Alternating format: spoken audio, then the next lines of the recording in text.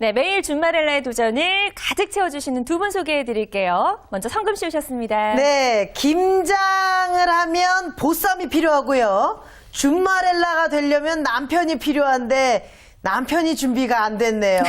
그래서 어떻게 재테크라도 열심히 해보려고 했는데 돈도 준비가 안 됐네요. 아이고, 저런. 준마렐라의 랭킹녀 개그우먼 그래도 밝은 서성금입니다. 네, 성금 씨 오늘 제가 오프닝으로 김장 얘기했는데 네. 그래서 그런지 표정이 더 밝아지셨어요. 아, 그럼요. 저는 김장 일단 먹는 얘기 나오니까. 너무 행복합니다. 그 김장을 다 만든 것보다도 네. 옆에서 이렇게 조금씩 주워 먹는 게 더 아하, 맛있거든요. 맞아요. 네. 거기 양념을 이렇게 싸가지고. 아, 그럼요. 네, 보쌈도 먹고. 아우, 네, 침 아우, 많이 생기시네요. 네. 네. 자, 그리고 오늘 여자를 위한 맞춤 재테크를 코치해주실 김성원 팀장님 나오셨습니다. 안녕하세요. 네, 안녕하세요. 책판단 김성원입니다. 오늘도 준마렐라 시청자 여러분들을 위한 재미있는 코너도 준비되어 있으니까 많이 기대해 주십시오. 네. 자, 올해 김장 비용이 일단 늘어난다고 합니다. 우리 준마렐라 분들 돈이 많이 필요해요. 오늘도 여성분들을 위해서 돈 버는 비법들 알려주실 텐데요. 오늘은 어떤 재테크 비법인가요? 오늘은 아까 말씀하신 것처럼 김장 비용이 좀 올랐잖아요. 네. 오르게 될 거고, 그리고 사실 그 폭이가 예년에 비해서 20% 정도 오른다고 하는데, 체감은 사실 좀 더 오르잖아요. 그렇죠. 그래서 김장 비용을 사실 이 준마렐라의 시청자 여러분들이 가게 생활 비용으로 좀 준비를 해두시긴 하지만 네. 좀 오버되는 금액들은 어디서 받으시냐면 이제 사회 초년생이 된 자녀들한테 징구를 하시면 되지 않을까 싶어서 이제 사회초년생인데요. 그래서 네. 이제 20대 사회 초년생 여러분들을 위한 특별한 재테크 준비해봤습니다. 네, 20대 사회 초년생을 위한 재테크. 네. 자, 뭐 20대 자녀를 두신 준마렐라 분들도 잘 들어두셨다가 얘 하나 김장하는데 돈 좀 보태라 하실 수 있을 것 같고요. 또 많은 여성분들이 함께하고 계실 테니까 오늘 내용도 기대가 되는데요. 20대 사회 초년생 하면 이제 막 돈을 벌기 시작할 때잖아요. 그렇죠. 뭐 돈이 있겠어요? 그렇게 생각이 되는데 성금 씨의 20대 사회 초년생 때는 어땠나요? 저의 네. 20대 초의 사회 초년생 때는요. 한마디로 돈이 없었습니다. 그쵸. 네. 이게 뭐 있어야 보죠. 아니, 벌어도 버는 것 같지 않고, 예. 뭐 벌리는 것도 없었고, 그 다음에 하여튼 돈이 없어가지고 저는 그런 적도 있어요. 사회초년생인데도 불구하고. 네. 밥값이 없어가지고 아이고, 저런. 백화점 시식코너 가서 네. 끼니를 때웠던 적이 있어요. 네. 눈물 나네요. 갑자기 눈물 젖은. 그게 바로 사회초년생들의 모습입니다. 그렇습니다. 네. 네. 저도 좀 생각이 나는데요. 뭐 시식 코너에서 눈물에 뭐 식사를 때우진 않았지만 저도 이제 막 돈을 벌기 시작하면서 막 방송 시작했을 때는 사실 여기저기 들어가는 비용이 상당히 많았어요. 뭐 이제 정장 같은 것도 학생 때는 잘 안 입다가 필요하죠. 의상비 들어가죠. 뭐 메이크업 비용 들어가죠. 헤어 비용 들어가죠. 그러니까 부수적으로 들어가는 비용이 더 많지 않았나. 내가 돈을 과연 모으긴 모았었나 싶은데 저희 두 사람 오늘 반성해야겠죠. 네. 어떤가요, 팀장님? 근데 실제로 이제 20대 분들을 위해서 재테크를 안내한다는 것들이 사람들 입에 이제 오르내리기 시작한 것이 실제로 오랜 세월이 걸린 것은 아닙니다. 네. 그러니까 IMF 이후로 이제 재테크에 대한 열풍들이 좀 불기 시작했고 관심들이 생기기 시작하면서부터 특별하게 사회초년생 또 30대, 40대, 50대 뭐 이런 연령대별로 인한 재테크라는 맞아요. 그 단어들이 등장했잖아요. 네. 근데 이제 개인적인 생각으로는 20대의 어떤 재테크를 위해서 노력한다는 것은 사실은 좀 맞지 않는 것은 있는 것 같아요. 네. 근데 이 재테크라기보다 30대와 40대를 미리 준비하는 과정 정도로 이해하면 될 것 같고요. 사실은 20대는 이제 그런 거죠. 자신한테 투자해야 될 시기라고 보여지는 그렇죠. 거죠. 예. 자신이 꿈꾸는 비전을 향해서 달려가는데 돈을 쓰는 것을 주저하지 않아야 하고 네. 그리고 오히려 뭐 적금하고 투자하고 이런 것은 사실은 맞지는 않는다고 보여지는데 그래서 오늘 이 시간에는 이렇게 해서 재테크로 수익을 불리자의 얘기가 아니고요. 네. 반드시 30, 40대를 맞이하기 위해서 꼭 있어야 하는 것과 꼭 알아야 하는 것들만 준비했습니다. 그러네요. 좋다. 네, 좋죠. 네. 성금 씨랑 저 같은 경우에 이제 많이 못 모았다고 해서 굉장히 좀 우울하게 시작을 했는데 네, 괜찮네요. 괜찮네요. 네, 우리를 위해서 투자했으니까. 네, 네, 네. 자, 그러면 어떤 것부터 일단 시작을 해야 될지 시작이 참 중요하잖아요. 근데 실제로 우리가 20대 우리 너무 아련한 옛날 얘기인가요? 아니죠. 아니요. 얼마 그러면 안 안 됐습니다. 얼마 안 됐어요. 그러면 기억이 새록새록 하실 텐데 네. 학창 시절과 학교를 졸업하고 나서 20대 사회에 딱 나와서 뭐가 제일 먼저 바뀌던가요? 일단은 돈이 일단 매달 들어오긴 하잖아요. 꼬박꼬박. 그렇죠. 월급이 네. 생긴다는 거. 월급이 생기고요. 그렇죠. 그리고 또 황금 씨는 또 뭐가 다른가요? 용돈이 끊겼어요. 용돈이 끊기고 네. 두 가지입니다. 큰 변화네요. 예, 왜냐면 네. 그러니까 현금이 들어오는 루트가 바뀌는 거죠. 이때는 떼 쓰고 또 청소 좀 하고 그쵸. 울고 보채면 주시던 부모님들이 이제 돈을 끊죠. 네. 예, 끊어야 하고요. 매정하게 끊으시더라고요. 그리고 끊는 것은 정상입니다. 끊어야 하는 거죠. 예, 그리고 그렇게 생기던 돈이 이제 나의 용역을 제공하고 누군가로부터 돈을 받는 그렇죠. 월급이라는 걸 받게 되죠. 이제 남에게 나의 노동을 대가로 이제 그렇죠. 돈을 받게 되는 네. 시기가 시작이 되죠. 근데 이때 정말 잘못 생각하면 안 되는 것이 분명한 그 용돈은 공돈이 아니라는 거예요. 30일간을 내가 정말 열심히 그 나의 용역을 제공하고 나서 받는 거기 때문에 그렇죠. 소위 말하는 피땀이 서려 있는 돈이잖아요. 그렇죠. 네. 그러니까 받아서 쓸 때는 잘 몰랐거든요. 그렇죠. 사실은 그 돈마저도 부모님의 피와 땀이 서려 있는 돈이었는데 그때는 체감이 안 되다가 이제 내가 정말 상사로부터 야단도 받고 눈물 섞인 커피를 타서 제공도 해보고 했기 때문에 네. 이 돈은 정말 관리 잘해야 되는데 그래요. 월급을 어떻게 관리하나가 100만 원이 되건 1000만 원이 되건 뭐 50만 원이 되건 10만 원이 되건 관리하는 방법을 익히는 데서부터 출발한다고 봐야겠습니다. 네. 자, 그러고 보니까 저도 이제 첫 월급을 타기 시작한 때가 막 생각이 나는데 굉장히 좀 적은 금액이잖아요, 사실. 근데도 이게 막 들어오니까 막 설레기도 하고 뿌듯하기도 하고 돈을 못 쓰겠더라고요. 성훈 씨는 어땠어요? 저 같은 경우는 누누이 말씀드리지만 들어오는 게 없었습니다. 미안해요, 성금 씨. 들어오는 게 없었고요. 네. 그리고 제가 처음 알바했을 때 1,400원일 때였어요, 시급이. 그러면 엊그제 아니잖아요. 한참 됐는데요? 엊그제입니다. 엊그제입니다. 할 때 네. 1,400원이었을 텐데 한 달을 그렇게 열심히 일했는데 30몇만 원이 안 되더라고요. 그런데도 그 돈 갖고 다 했던 기억이. 그럼요. 네. 맞아요. 납니다. 엊그제니까 물가가 그렇게 높지 않았을 때여서 네. 가능하죠. 맞아요. 자, 이렇게 그러니까- 월급 얘기를 하셨어요. 그렇다면 월급을 이제 어떻게 관리해야 되는지 구체적으로 좀 알려주시죠. 실제로 우리 주말에 시청자 여러분들은 지금 학습을 하셔서 알고 계시던 그렇지 않으면 생활의 경험과 노하우를 알고 계시던지 간에 그 월급을 쪼개는데 되게 익숙하세요.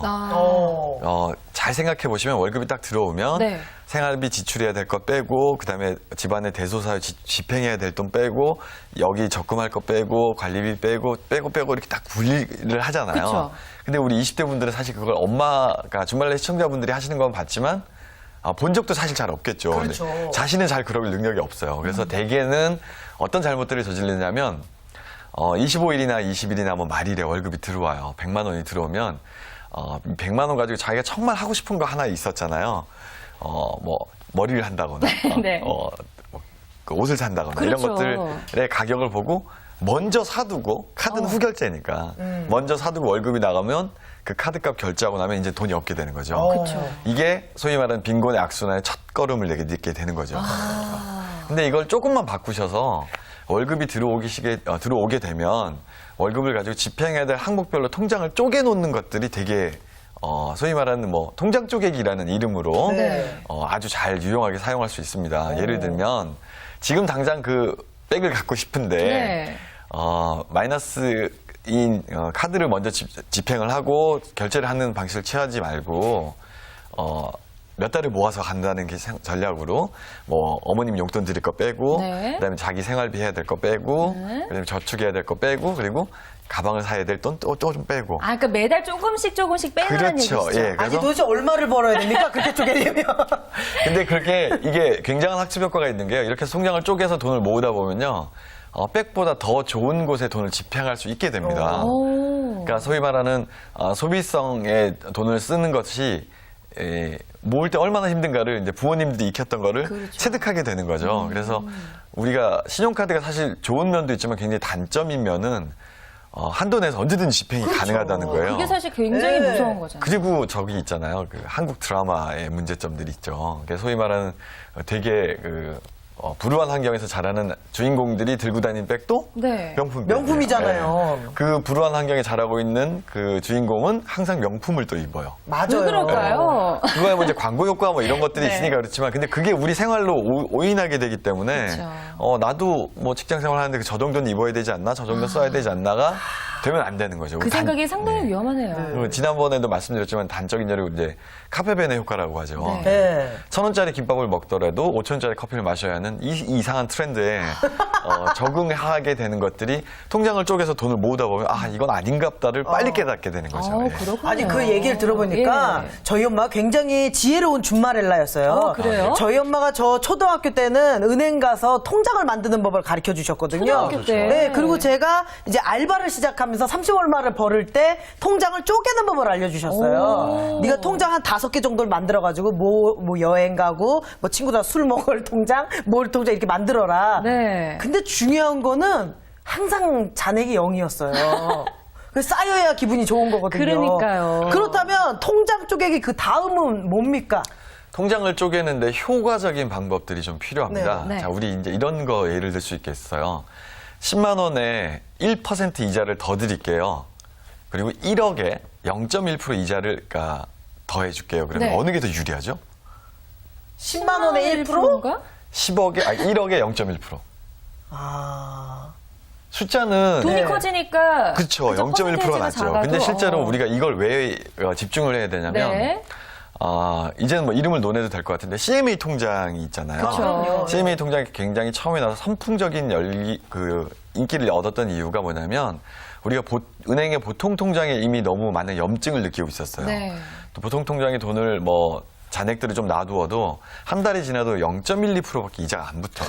맞아요. 거의 예, 없다고 봐야죠. 없는 23원 거죠. 붙고 막 이러더라고요. 네, 맞아요. 근데 23원. 여기에 아주 획기적인 통장이 나타난 거예요. 네. 하루를 맡겨도 연리 4% 어간에서 나눠서 체류에 있는 만큼의 이자를 지급합니다가 맞아요. CME 통장이 이어서 은행이 이제 예금에 보통 통장을 쓸 필요가 없겠구나. CME 통장이 바로 이것이야 하고 열기를 쫙 일으켰는데요. 아주 선풍적이었죠. 우리가 단점도 있겠죠. 네. 뭐냐면 중요한 것은 그겁니다. 그러니까 10억에 0.1%, 1억에 0.1%를 줄일 수 있는 방법은 금융기관이 어떤 마케팅을 쓰고 있는가를 좀 봐야 합니다. 뭐냐면 은행도 공공기관이 아니잖아요. 네. 그래서 나한테 유리한 고객은 잘해주고 그닥 유리하지 않은 고객은 굳이 잘해줄 필요가 없죠. 아하. 예. 맞아요. 그죠? 제가 갑이 될 수가 없더라고요.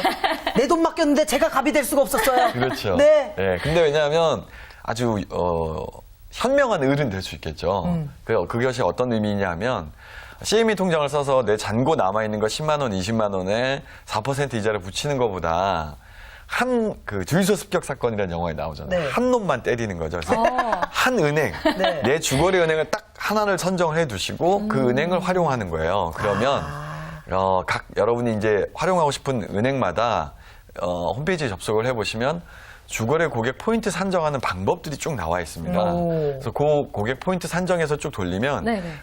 대출을 활용할 때 0.12% 이자를 빼줘요. 그러니까 엄청나게 우대가 되는 거네요. 그렇죠. 한 예. 우물만 파야지. 예, 맞습니다. 예. 근데 이게 예금이나 적금에 1, 2% 이자 붙이는 것보다 은행을 우리가 끝까지 활용할 수 있는 것은 실제로 여신 때문에 더 그렇거든요. 네. 그런 것들을 이용할 수 있기 때문에 주거래 은행 하나를 정해서 활용하는 거죠. 그렇군요. 그러니까 그러고 보니까 저도 처음 이제 그 급여 통장 만들었을 때 그 은행을 지금까지 주거래 은행으로 하고 있거든요.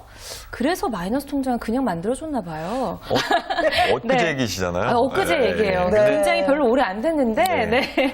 자, 그렇다면 이제 급여 관리해서 통장을 쪼개는 방법을 배웠습니다.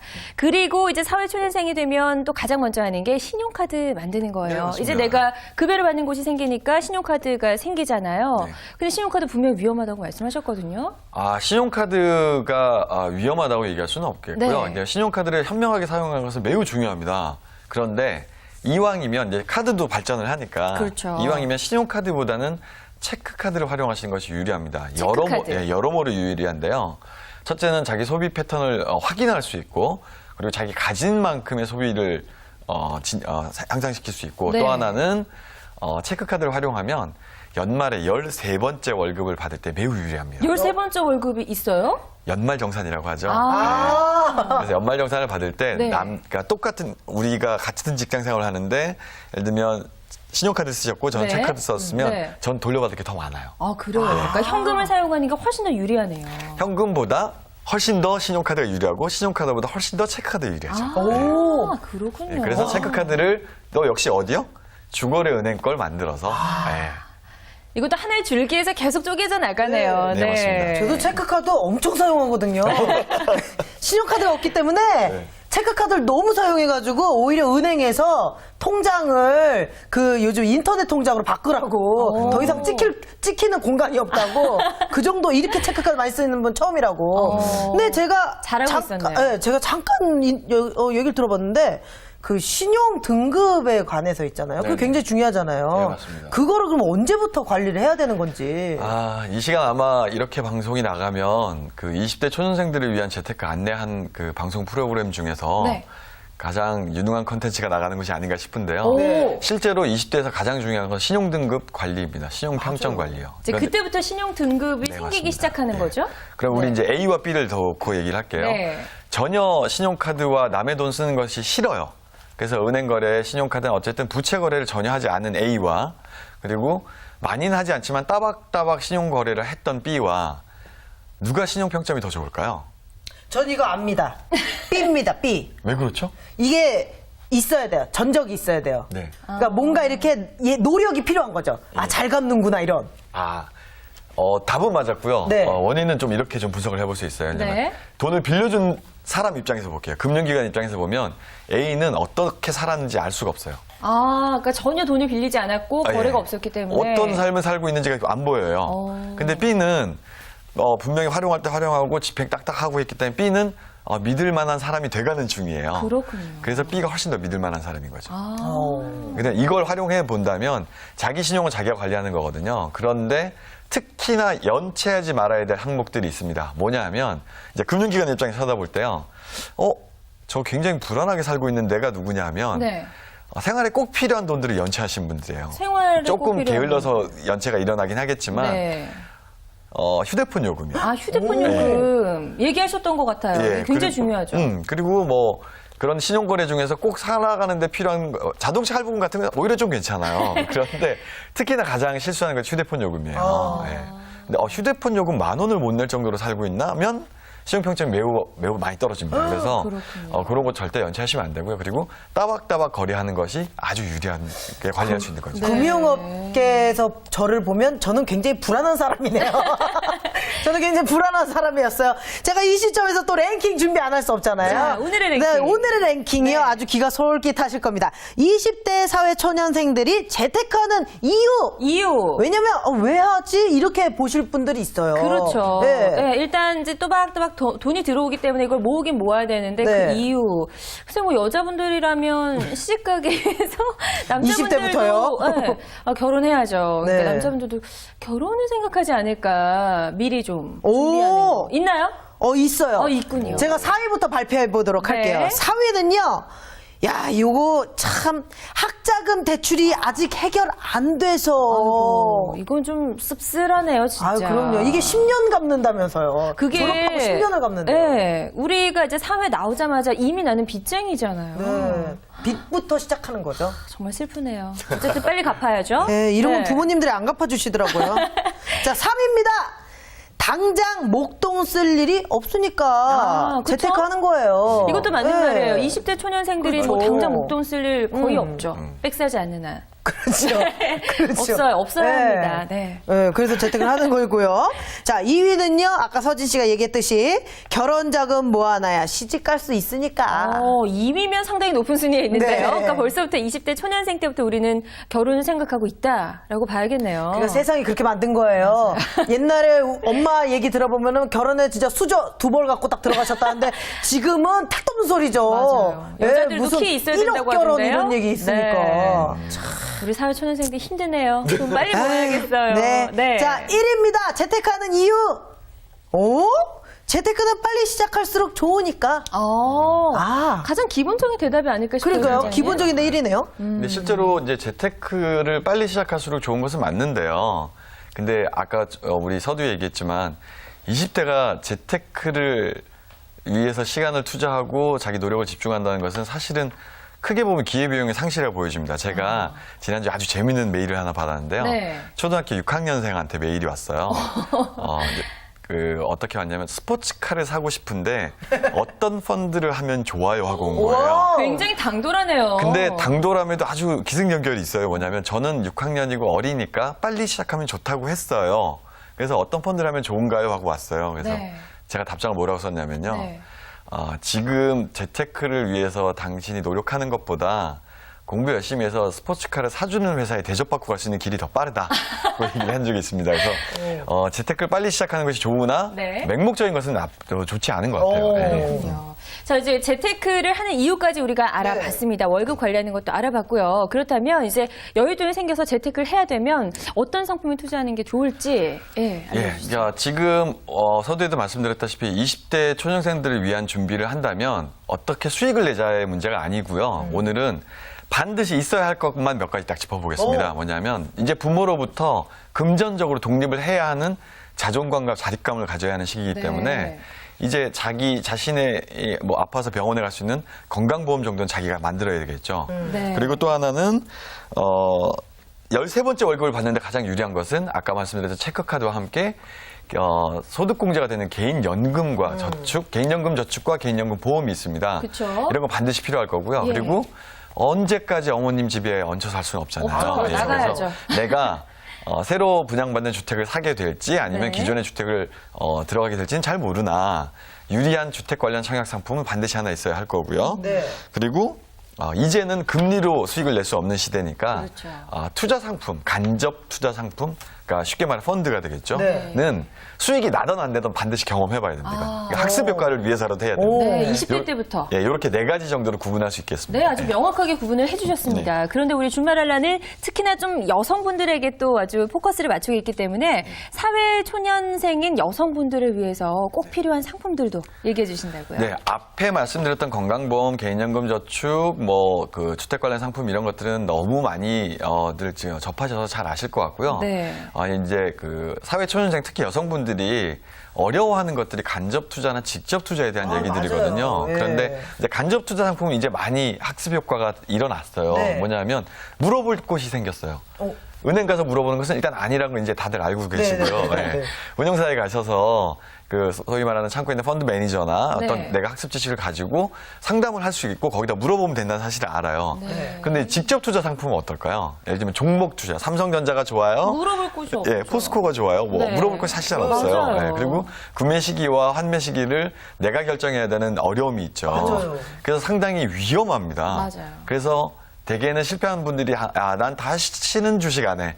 그 주식을 다시 하느니 차라리 뭐 고스톱을 칠 거야. 뭐 이런 네. 분들이 있는데 그거 맞지 않고요. 왜냐하면 오늘 이 시간 여러분들에게 알려드릴 상품은 상장지수 펀드, 소위 말하는 ETF라는 겁니다. ETF요. 예, 이 시간 통해서 여러 번 좀 안내해드린 바가 있는데요.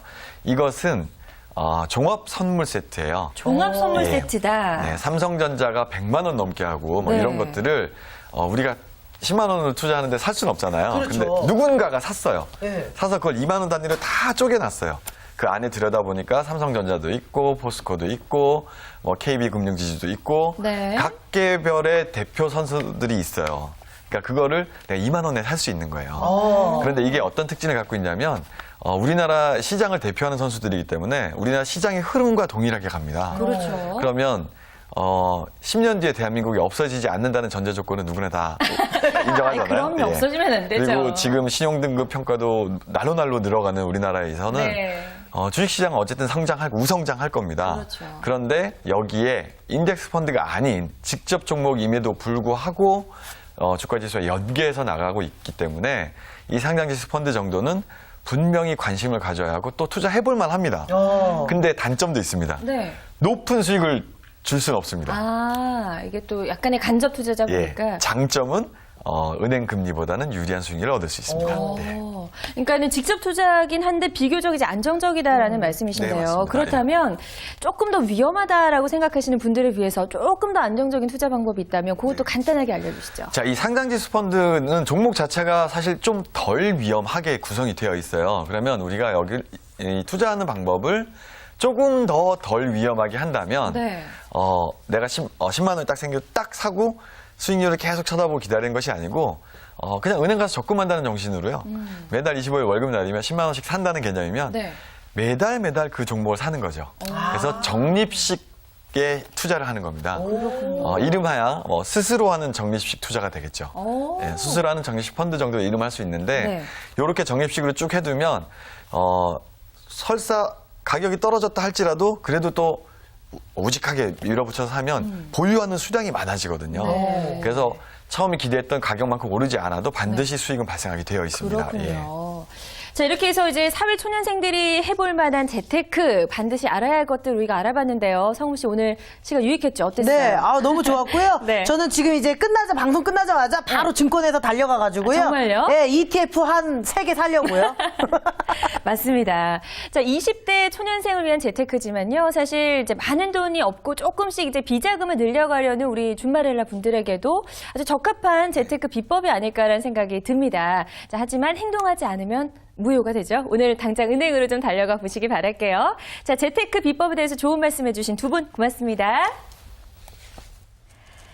네, 준마렐라의 도전 오늘 수요일 시간에는요. 20대 사회초년생을 위한 재테크 비법에 대해서 알아봤습니다. 많이들 활용하셔서 여러분들 모두 부자 되는 하루 되셨으면 좋겠네요.